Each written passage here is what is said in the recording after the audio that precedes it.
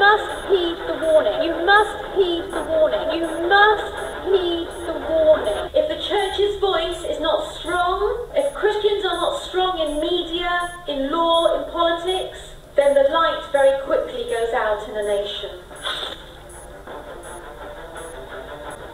I come from a land that brought this nation the gospel. My nation has turned her back on God.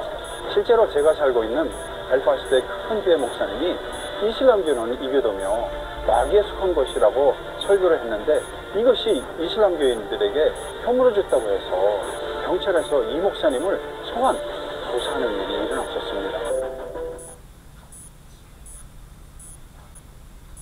Yes.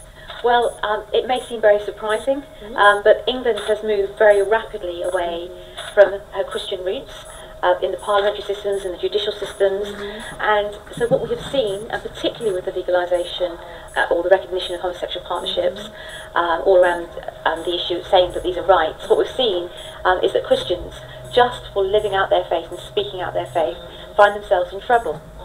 Find themselves losing their jobs because they cannot do certain things, they cannot facilitate homosexual practice, so they lose their jobs. And so as a result of this and other things, so Christian unions being removed from student unions, and in the melee of that, what I began to see in the mid-1990s was a huge liberalisation of the law with regard to the protection of life, to the protection of the unborn child, sexual liberation, but really sexual slavery, but increase in biotechnologies, IVF-type technologies, which made it possible for anyone to have a child, and then moving into the wholesale redefinition of marriage, which isn't just about the redefinition of marriage or giving rights to homosexuals, it's about the obliteration of family.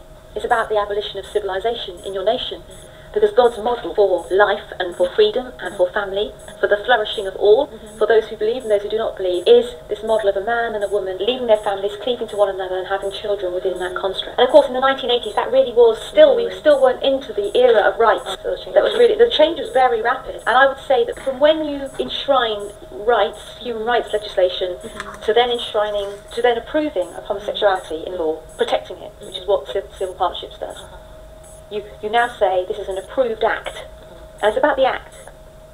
Once you do that, I would say you have, well, we had 10 years, but it's taken 10 years to lose almost all our social anchors. I would say if South Korea does it, then it's going to be even more rapid, because the world is getting faster and faster, and the changes happen faster and faster. But we have to remember that it then has an impact way beyond just marriage. It has an impact on children, because then comes the push to have children, which is very strong, because now you can have children because it's possible, because you can have them by way of donor sperm, you can have them by way of surrogacy, everything, you can have them by way of fostering.